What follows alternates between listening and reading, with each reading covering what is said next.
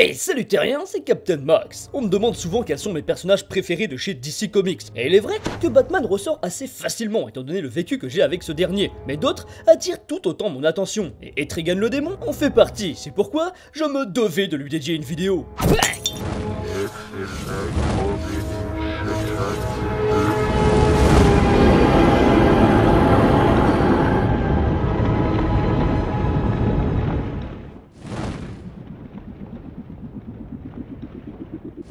La créature est née en août 1972 des mains de celui qui, avec Stan Lee, avait imaginé de très nombreux super-héros comme les 4 Fantastiques, Hulk, Thor ou bien même les X-Men, j'ai nommé Jack Kirby. À cette période, il fut un peu forcé de concevoir un personnage horrifique, parce que oui, à l'époque, les films d'épouvante faisaient fureur au cinéma depuis La Nuit des Morts Vivants de 1968, et la mode s'est accentuée les années suivantes, avec des longs métrages comme Alien ou Halloween.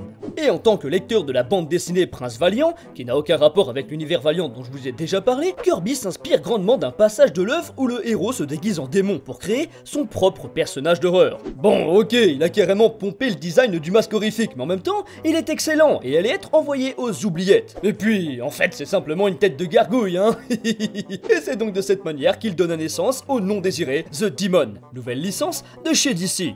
Et pas de chance pour notre bon vieux Jack, le premier numéro du petit dernier se vendit très bien, si bien que DC lui réclama 15 tomes supplémentaires. Ça le força même à stopper sa série New Gods pour le faire, chose assez ironique quand on connaît le succès rencontré par le 4e monde. Et après les 16 numéros, Etrigan ne reviendra qu'en 1987 avec seulement 4 comics, puis fera une apparition dans Action Comics 636 avec un scénario s'inspirant de l'Exorciste. Il aura le droit à une 3e série en 1990, composée cette fois-ci de 58 numéros, dont 2 annuels et 1 tome 0. Un exploit pour la bête.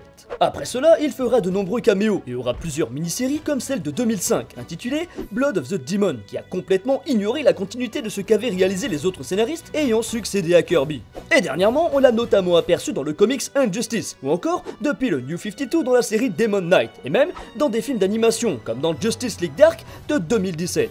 Mais malheureusement pour vous et moi, pas de comics Etrigan en français. C'est pourquoi je demande officiellement à tous ceux qui regardent cette vidéo de me soutenir et de tweeter #Etrigan chez Urban, pour qu'Urban Comics édite une magnifique anthologie comme ils l'ont déjà fait avec certains personnages, ou alors simplement l'une des séries parues aux USA. Bon ok, je sais bien qu'on a peu de chances que ça marche, surtout pour avoir le droit à une anthologie, mais une mini-série, ou juste Demon Knight du New 52 publié en 2011, ce serait possible si on est nombreux à le demander, non? Allez, je compte sur vous, hein.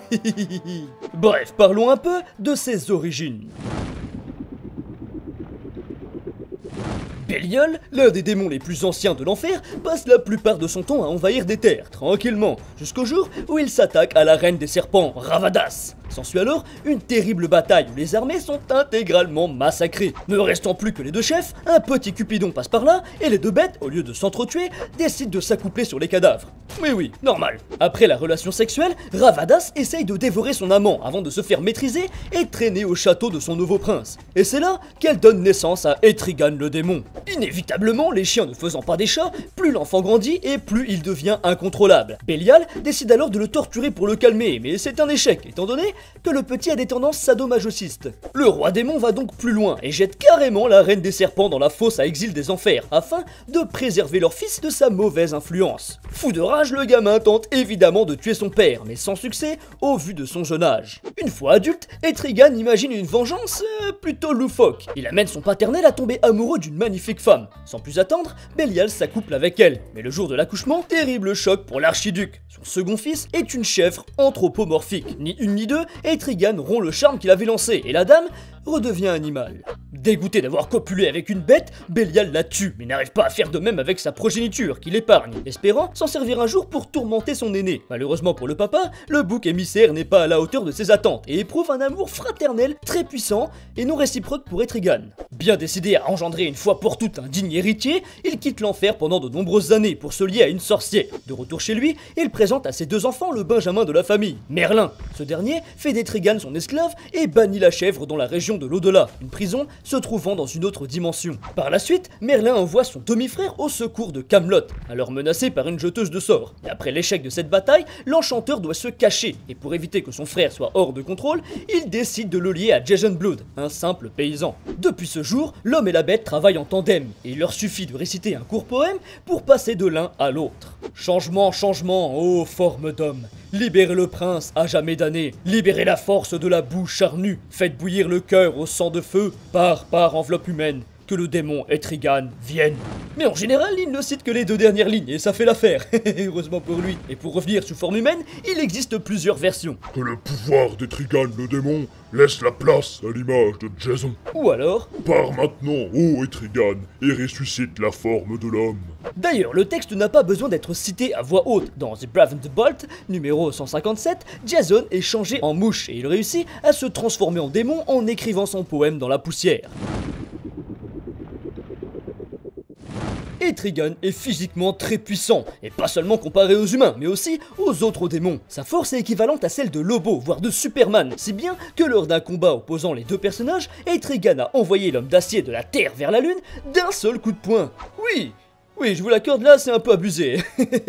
De par sa nature de démon, il est également ultra résistant, rapide, très agile, et peut projeter des flammes de enfer par sa bouche, et dispose de quelques talents de magicien. Et petit bonus, il peut aussi se voir pousser des ailes et s'en servir pour voler. Comme dit plus tôt dans la vidéo, Etrigan n'a pas peur de la douleur, au contraire, il aime ça, et son facteur d'auto-guérison lui est donc bien utile, car il ne refuse jamais un affrontement. Jason Blood, lui, est entraîné au combat au corps à corps, mais surtout à l'épée. C'est un adepte de la magie, et il est souvent appelé pour résoudre des affaires impliquant des forces occultes, un peu comme Constantine. Et tant qu'il reste lié aux démons, il est immortel. Et parce qu'il leur faut bien des points faibles, les 2 compères sont sensibles au pouvoir sacré, au fer et parfois même au feu. Côté personnalité, si Jason Blood est un homme droit, calme et réfléchi, Etrigan en est tout son contraire, une bête sortie tout droit des enfers et ne jurant que par sa force brute. Cependant, il ne s'exprime quasiment qu'avec des rimes, ce qui doit être bien compliqué pour les scénaristes et encore plus pour les traducteurs. Et malgré ce que l'on pourrait penser à première vue, et ses tendances violentes, Etrigan se retrouve généralement du côté des héros.